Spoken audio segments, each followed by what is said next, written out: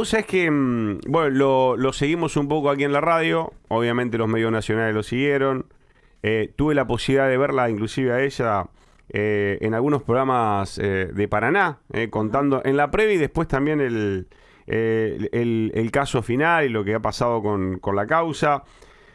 Cecilia Goyeneche, muchos por ahí de nombre no la van a ubicar, pero es la fiscal anticorrupción que fue destituida, llevó adelante la causa de quien fuera gobernador de Entre Ríos, Urribarri, y bueno, me lo dirá ella, cuando uno está en estos casos tan importantes, también después le caen a uno, ¿no? Cecilia, un gusto saludarte, Negro Velázquez, son los 21.05 de Saluda, ¿cómo estás? Hola, ¿qué tal? Buenos días. Bien, muchas gracias. A ver, esta presentación de lo que yo fui viendo ahí en los medios nacionales, pero vi mucho, te seguí en programas de Paraná, esto de que llevas adelante una causa importante y después también le caen al fiscal que lo lleva, digo, esta idea de también mostrar algunas cuestiones tuyas. De hecho, llegaron a destituirte y ahora el tema es que presentaste un persaltum ante la Corte Suprema, pero contame cómo fue toda tu historia, que de golpe también te pone en el ojo de la tormenta. Sí, bueno, es algo que no pasa solamente aquí Uh-huh. en la provincia de Entre Ríos, ¿no? Es algo que pasa en los países, en las provincias donde hay situaciones de corrupción estructural.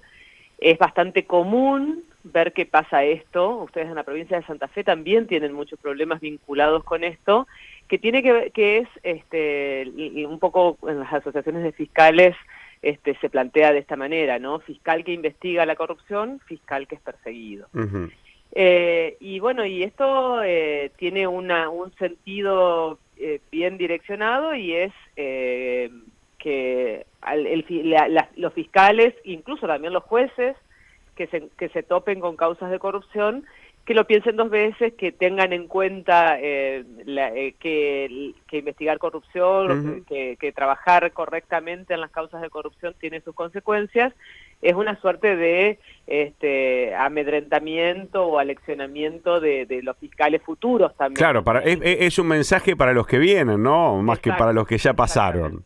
Sí, lo que ya pasó no tiene tanta relevancia como el sentido a futuro Uh-huh. del hecho, ¿no? Y imagínate que en la provincia de Entre Ríos fue condenado a 8 años de prisión, una pena altísima, un exgobernador que además es una persona que todavía tiene mucho poder. De hecho, bueno, estuvo de embajador ante Israel hasta hace unos días, inclusive después de haber anunciado que su renuncia y su aceptación de la renuncia, ni siquiera esto fue un trámite fácil, ¿no? Entonces, te digo esto porque es una persona que no es alguien poco vinculado, ¿no? Una persona muy vinculada, con mucho poder, y bueno, y la idea es entonces que nadie que en esas condiciones pueda ser condenado. Esto generó una reacción muy fuerte, donde se arma un proceso de destitución en mi contra. Digo se arma porque no es que el proceso de destitución fue algo natural, ni que Ajá. fue llevado adelante en un proceso legal. Fue un armado donde se armó la causal, o sea, inventaron una causal de destitución inexistente. Imagínate que una situación de recusación o excusación de magistrados nunca en la historia de Argentina ha dado lugar a la destitución de un fiscal o un juez. Uh-huh. Recordame para contar a la gente, esto, uno de los pilares que se basaban era, guíamelo vos, de una relación que no era tuya, era de tu marido con alguno de los involucrados. Sí, era una relación de mi esposo, era Uh-huh. amigo de uno de los imputados. Lo relevante en esto es la circunstancia de que esa persona, que era amigo de mi esposo, fue investigada, al igual que el resto de las personas involucradas. De hecho, bueno, apareció en la causa porque nosotros lo descubrimos. Uh-huh. Yo investigando la causa, lo imputamos, hoy está esperando juicio con un pedido de pena anunciado por los fiscales de 6 años de prisión. Entonces, esa situación dio lugar a una recusación que me hicieron en la causa. Esa recusación no prosperó porque la interpusieron erróneamente, la interpusieron mal. Bueno, la cuestión es que convirtieron esa causal de una causal cotidiana en tribunales. Constantemente estamos discutiendo recusaciones de jueces. A veces los jueces se excusan solos y a veces no, y lo sacan por una recusación. y eso lo convirtieron en una causal de destitución. Como era tan difícil llegar a una destitución en base a eso, además lo que decidieron hacer es incumplir las leyes que establecían cómo era el procedimiento de destitución. Las leyes entrerrianas dicen que en el procedimiento de destitución tiene que actuar la Fiscalía como órgano acusador, y entonces decidieron que no, que eso no iba a poder ser así, porque obviamente sabían que los fiscales iban a trabajar profesionalmente, y entonces dijeron que no iban a aplicar esa ley que decía que eran los fiscales los acusadores, como cualquier juicio, ¿no? Que hay un fiscal que acusa, y lo que hicieron es decir, bueno, vamos a elegir un acusador ad hoc que quiere decir para este proceso. Y, entonces, ¿Y eso quién lo define? Porque decir, bueno, esta vez no vamos a cumplir la ley. Los propios jueces que tenían que resolver el caso, lo resolvieron ellos así. Bueno, entre esos jueces, por ejemplo, había uno de ellos es padre de una persona que fue ministro de Uribarri, que está acusado también por corrupción, por cohecho, por cobrar coimas para dar unas contrataciones, y entonces yo lo tenía investigado al hijo y el padre me juzgaba, ¿no? Ahí no hay una excusa, ahí no se puede excusar el padre por decir, che, no, Cecilia está acusando a mi hijo y yo la tengo que juzgar a ella, ahí es medio raro la situación. Muy, muy raro, por eso te digo que en realidad este proceso de destitución fue amañado desde el primer momento con este objetivo. El año pasado cuando yo estaba llevando adelante el juicio Uribarri, yo estaba encabezando la acusación del juicio Uribarri, en el medio de ese proceso me suspendieron, digamos, para hacerme jury, me suspenden y me sacan, yo estaba en la audiencia, me sacan de la audiencia y dicen, usted no puede seguir trabajando en esto, usted está suspendido en su cargo. La que me suspende en el cargo, una de las que me suspende en el cargo, fue abogada hasta asumir como jueza del Superior Tribunal, fue abogada de Uribarri. Entonces, muchas cuestiones, estoy marcando las más Vos sabés que acá en Santa Fe nos está dando la sensación de que Uribarri tiene poder allá en Entre Ríos. Claro que tiene poder, no solamente Uribarri, sino los amigos de Uribarri. Los amigos de Uribarri. y contame, bueno, después de la destitución, de hecho, nos quedaba acá la consulta, decir, mirá que todavía sigue siendo embajador cuando salía toda la información. Contame ahora, después de esta destitución, ¿qué es presentar un per saltum ante la Corte Suprema para que te devuelvan, sería a tu lugar de trabajo? Sí, en realidad nosotros en todo proceso uno tiene un montón de pasos que seguir, ¿no? Todos los que han estado metidos en un juicio sabe que eso es largo y que tiene recursos y recurso de recurso de recurso de recurso. Bueno, lo que pasa, la situación en mi caso es que ahora me destituyen, yo quedo fuera del cargo, o sea, la provincia de Entre Ríos se quedó sin fiscal anticorrupción y sin procuradora adjunta, digamos, está muy menguada la posibilidad de investigar esos casos. Y yo por un lado interpuse un recurso acá dentro de la provincia de Entre Ríos para que se revierta eso. El problema es que ese recurso acá dentro de la provincia de Entre Ríos es muy lento porque hay un montón de aristas y plazos larguísimos para que lo resuelvan, ¿no? Entonces lo que hice el martes es, atento a la gravedad del caso, presentar un per saltum que se llama, el nombre real es recurso por salto de instancia. ¿Qué quiere decir? Como siempre, la que va a resolver en última instancia es la Corte Suprema de Justicia de la Nación. Nosotros en ese recurso lo que le estamos diciendo a la Corte es, mire, no tiene sentido esperar que pasemos todos los pasos dentro de la provincia de Entre Ríos porque ya sabemos cómo han actuado anteriormente. Le pedimos que actúen directamente ustedes, que ustedes se metan en el caso y resuelvan directamente sin esperar todos estos pasos previos. Eso la Corte puede optar por decirnos, mire, no, en realidad no se dan las condiciones, haga todos los pasos y después recién venga acá. O puede decir, bueno, sí, vamos a tratar el caso y vamos a tratar de darle una solución.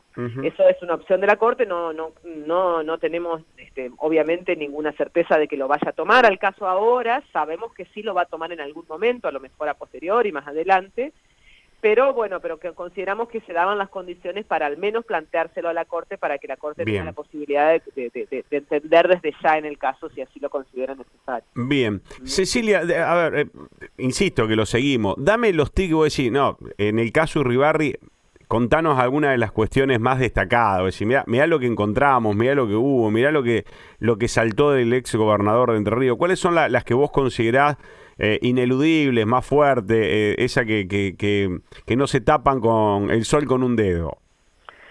Y bueno, mirá, nosotros tenemos varias causas vinculadas a Uribarri. De hecho, hoy mismo ahora se está desarrollando en tribunales una audiencia porque en paralelo a mi destitución, no es que vino solo eso, sino que a la vez el Superior Tribunal lanzó una jurisprudencia bastante insólita, ilegal, etcétera, que a través de la cual se dispuso el sobreseimiento en algunas otras causas que tiene Uribarri, entonces ahora los fiscales están peleando ese sobreseimiento para revertirlo. Lo que nosotros nos encontramos en las causas de Uribarri es mucha prueba en los allanamientos que realizamos. Nosotros entendemos que un poco vinculado a esa sensación de impunidad tan grande que tienen algunos cuando persisten en el poder mucho tiempo, y entonces lo que más nos llamó la atención es cómo registran la ilicitud, ¿no? Porque uno parte de la idea de que aquello que es ilícito no se registra, ¿no? Porque si uno lo registra deja prueba, ¿no?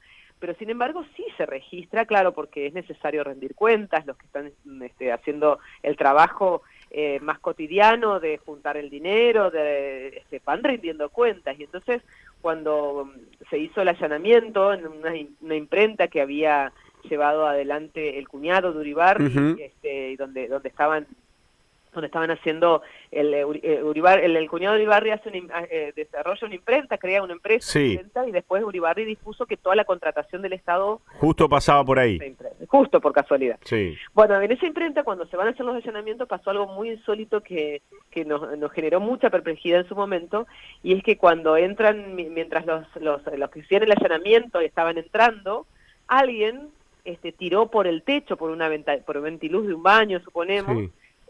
Un disco rígido externo. Ese disco rígido cayó en el techo de una vecina, y resulta que la vecina, la lindera de esa casa, de ese galpón donde estaban las imprentas, estaban limpiando justamente su empleada en ese momento, y entonces al rato apareció a avisarle a los policías que estaban haciendo el allanamiento: miren que yo encontré esto que en el techo de mi casa, que se veía que estaba cayendo del techo de mi casa, y lo aportó. Y resulta que, bueno, que en ese disco rígido externo que habían tirado por la ventana había un montón de esas registraciones que estoy mencionando, ¿no? De las ilicitudes, de cómo usaban testaferros para tener las empresas estas, todo en un disco rígido. El dinero, todo en un disco rígido que tiraron por la ventana. Eso nos llamó muchísimo la atención.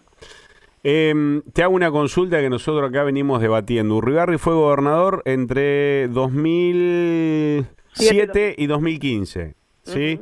Todo de corrido. Sí, 2 periodos. ¿Por qué te pregunto esto? Santa Fe ya hace un tiempo viene viendo esta posibilidad de... que además, cuando no hablo estos temas con alguien, digo, está bien, si alguien puede ser reelecto en otras cuestiones, ¿por qué no el gobernador? ¿Cuál es con el tiempo tu mirada de que alguien pueda estar tanto tiempo de corrido en el poder, sea, te tocó vivirlo de Entre Ríos, pero en cualquier otro sector? ¿Cuál es la mirada? ¿Te ha cambiado? ¿Crees que es algo que deberíamos modificar? Pues nosotros lo queremos modificar para que pueda pasar, pero estas cuestiones del armado que me decís vos, de Añares en el poder, por ahí te puede llevar a este tipo de errores. Y nosotros tenemos el problema en nuestras democracias subdesarrolladas, que tenemos bastante poco apego a las normas, todos, ¿no? Tenemos que esto no es solamente de los políticos, no, la ciudadanía en general nos pasa, ¿no? Con las cosas muy pequeñas y con cosas más importantes. Esto hace que sean necesarios, desde mi perspectiva, ¿no? Tener muchísimos más resguardos que en otras latitudes, qué sé yo. Uno ve que Angela Merkel estuvo 20 años como presidenta, o por ahí, no me acuerdo exactamente cuántos, de Alemania, y tuvo un desempeño aparentemente exitoso, ¿no?